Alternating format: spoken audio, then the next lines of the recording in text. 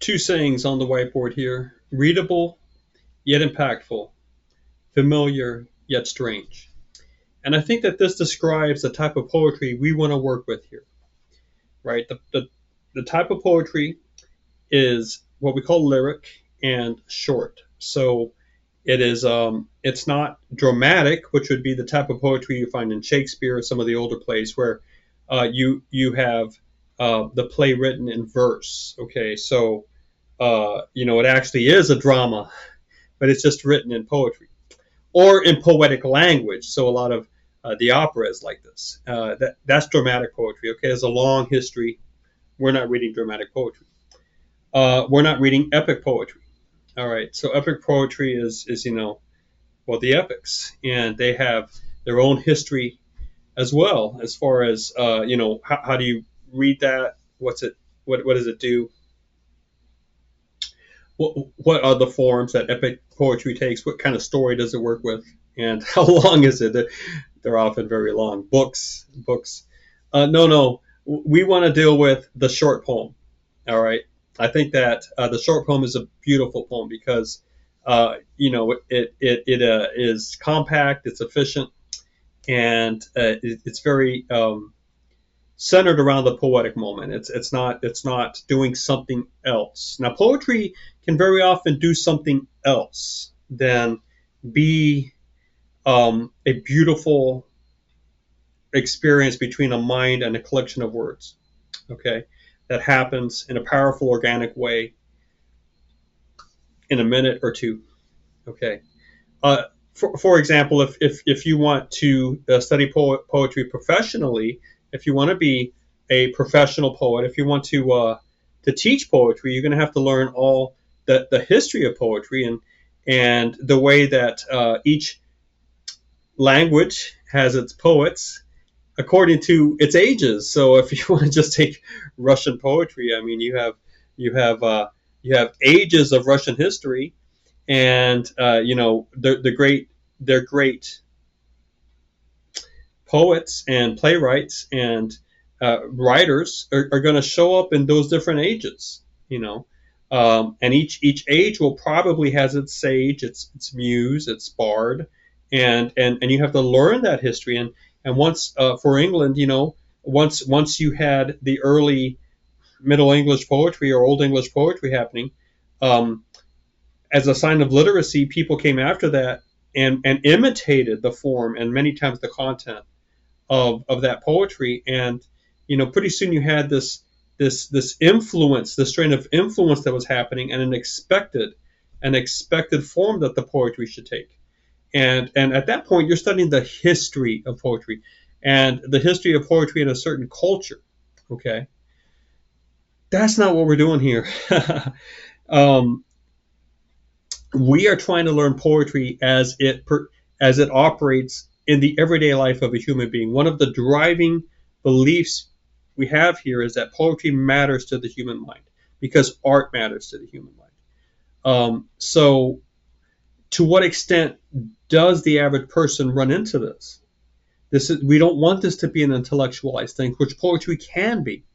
Poetry can get overwritten, if you will, and you might have people that write poems that are really directed to other poets, and one poet is trying to show how smart they are to other poets and are trying to include all these bizarre and arcane and rare, little known illusions, trying to make the poem sound smart, and it gets, it can be pretentious. It could be sort of a poser, if you will. Okay. So you don't want to write poetry so that people can know you're a poet. I mean, if that's not how you do it, you don't. I'll tell you a story. Okay. There was a philosopher, a real philosopher, that would make his rounds in the Greek city-states. This is an old story. It's not mine. And he came to, in fact, I think the latest version of this is in Samuel Johnson's Rasselas or something like that. He comes to another philosopher who really, really wants to be known as a philosopher and is trying to be known as a philosopher and is giving the lectures and talking about ethics and And this was of a stoic strain, of just accepting the world's trials and, protecting and insulating yourself from the vicissitudes of the world and the changeability of it all. And the real philosopher is sitting here listening. And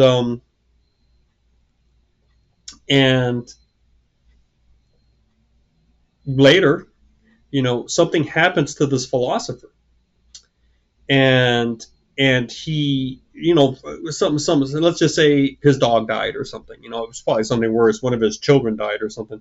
Anyway, the point is, not the real philosopher, but the one that was giving the lectures and trying to be known as a philosopher. Something happened to him, something negative. He lost his cool. He couldn't handle it. He had a nervous breakdown or whatever. He was angry. He was controlled by his passions, right? And so the real philosopher said, your philosophy is worthless. It does nothing to you. This is just stuff you've learned how to say. It's not coming from the inside. You're just a parrot. And the pseudo philosopher, the one who had lost his cool, the one who wasn't the real one, took that to heart, and said, well, give me another chance. Give me another chance. So about a month or two later, the philosopher, the real one, comes by and listens to the philosopher speak. All right, and then something happens to this guy again, and this time he suffers it. He is very calm under it. He suffers it in the sense of he is passive. He endures it. He endures it, right? And he's looking at the real philosopher. He knows the philosopher is there visiting him, and the philosopher has come to visit him and is just sitting in the room with him, right? And no one is talking. And at the end, as the real philosopher is getting ready to make his exit, the one who's trying hard to be a philosopher looks up at the real philosopher and says, well, how did I do this time? And the real philosopher says, you would have done great if you hadn't asked me the question. So there's a sense where some people want this so much. They want to be the next great athlete. They want to be a great chess player. They want to be a great actor. They want to be a great singer. They want something so much. It's one thing to want it and to work hard toward it, but there's a sense where a lot of poetry is written to impress other poets, or to be part of what the publisher is wanting. And it's not written because somebody was captured by a poetic moment and couldn't walk away. That's when the real poetry happens that we're looking at, the short lyrical poetry that's going to be powerful. All right, this is not an intellectual exercise to show people how smart you are with words. This is a love letter to yourself, to the world. This is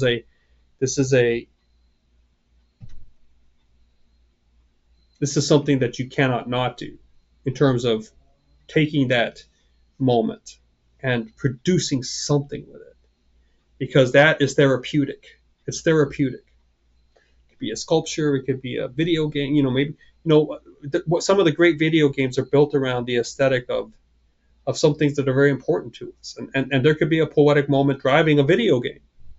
I'm not going to put that off limits. It could be a play. It could be a YouTube series of I don't know. It could be all sorts of stuff.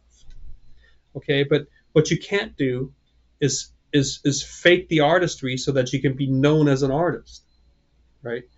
You shouldn't worry about what people think about you. You have to learn how to have art be part of you, because it's like breathing. Okay, if you don't have it, you suffer. Now, you might not understand how you're suffering. Okay, and you might be like, what in the world?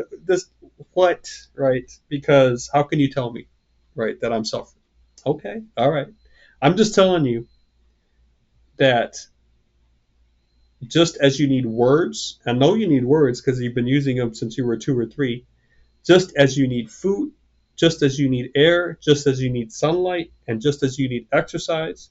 Now, a lot of people go without good food. They go without sunlight. They go with exercise. They get used to a norm. Okay, the fact that you are used to a norm does not mean that that's the optimum way to exist. Okay, so you might already be used to something and it's comfortable to you. Your comfort level is not a genuine indicator of the optimal life, of the life best lived, the best lived life. All right, because a lot of people can get comfortable with mediocrity, okay, and with bad habits and bad hygiene. Just take a walk down this sidewalk and you can see this, okay? You need art of some type. You know you do. Whether it's the fashion that you like and the clothes you're trying to design or the way you're trying to decorate your room, that's part of it, okay? So this is what we want to engage with this type of poetry. It's going to be readable because it has to be something that the very smart average person who is not trained in the age old, the classical myths, the Greek tropes, able to recognize the esoteric referencing. No.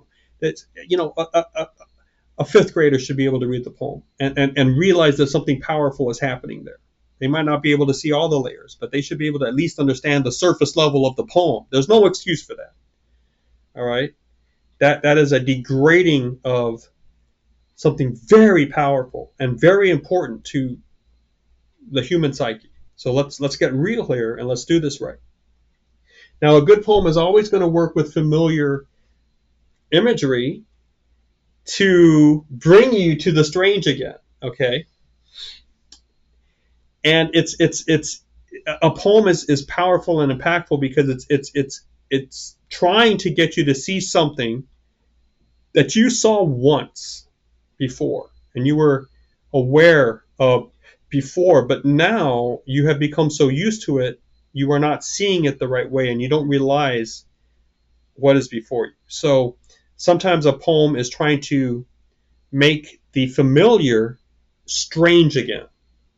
And it's going to do it by trying to talk about X in terms of Y. Maybe it's going to talk about something very powerful and important to you, but it's going to use language from some other surprising venue. It could be the language of chess. Okay, for example, there was a poem that you'll read eventually called Prodigy.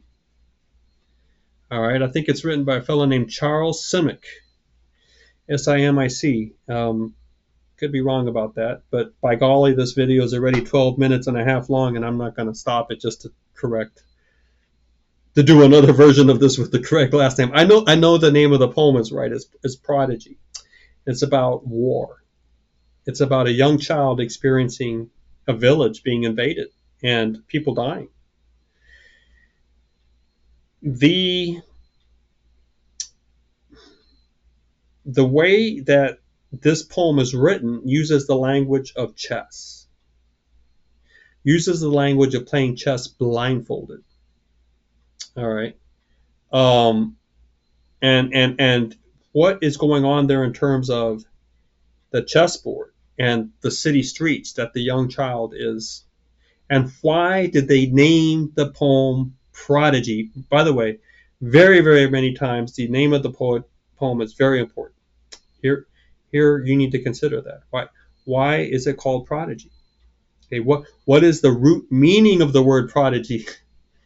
So sometimes going online and saying what is the root meaning? Root meaning means when it goes back to the old French or the medieval Latin or the Latin, the Greek, or maybe it's another one of the Eastern languages. Anyway, the point is you get the word roots, and then you realize that the prodigy is not necessarily what you're thinking it is, and it helps you because all of a sudden the word becomes strange and it has other aspects in it that you've never seen before. So that's what these poems are trying to do, and they're carefully selected so that they are not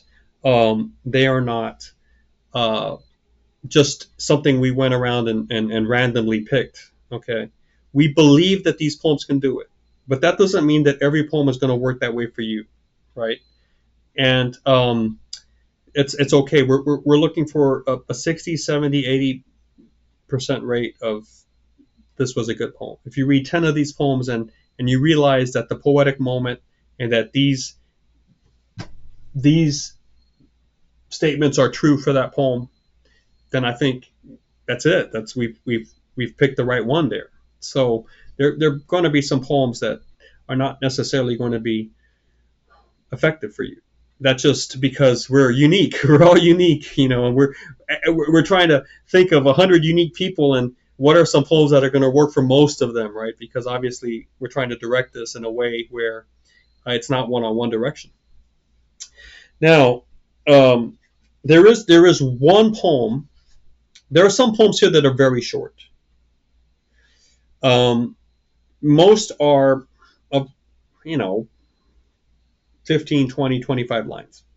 There is one poem that is quite long in comparison to the whole poems that we picked.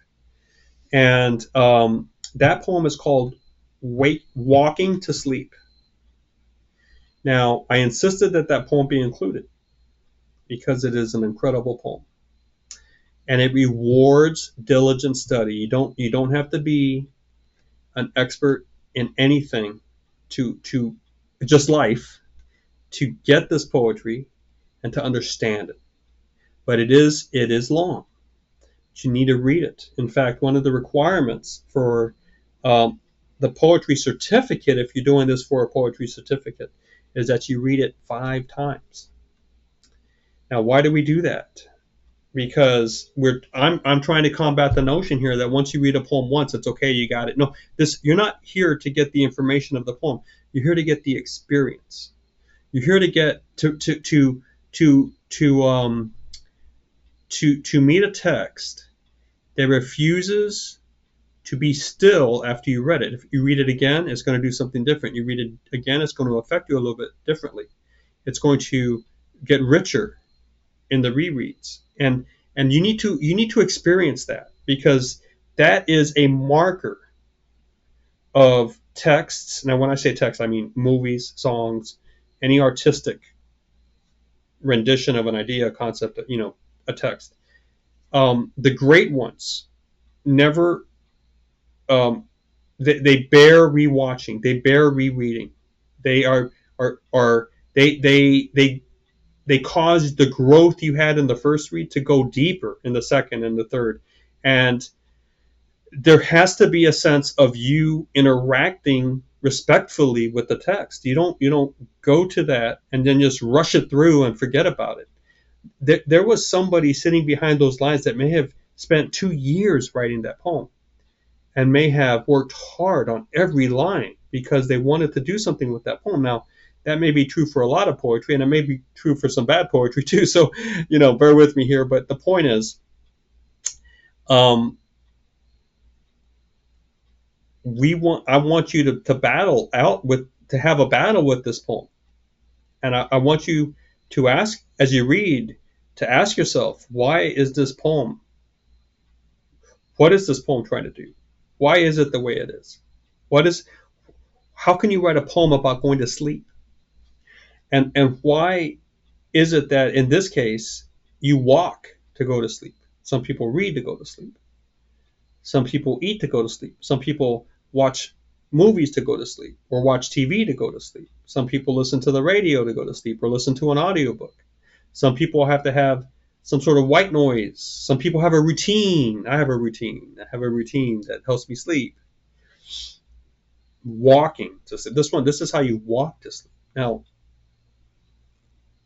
sleeping is familiar, walking is familiar, but walking to sleep is, what do you mean? Right? What do you mean about this? And this is a poem about the activity of the mind, the way the mind creates a universe, and the way the mind ends the universe or creates an exit from the universe. Okay? So you need to see some deeper stuff happening there as you watch the poet try to get to sleep. And you might see it once, but I want you to read it again, because you're going to see it in a clearer way the second time, the third time. The fourth time, you might say to yourself, I'm not going to learn anything new here. Well, that's correct. That may be correct. But you do not have friendships because you are going to learn something new from your friend. You don't have lovers because you're going to learn something new from your lover. You don't have, pick some of the most delightful things you do. Pick your favorite hobby. Pick your favorite pastime. You don't go there because you're going to learn something new. You're going to go there because you connect, because it makes you feel comfortable. And this poem is eventually going to become that way for you. There's one here that's long, that's going to present a challenge to you, and that you need to do some battle with. And the battle is going to take the form of you having to read this thing slowly and carefully 5 times. So good luck with that. Hey, thank you for watching.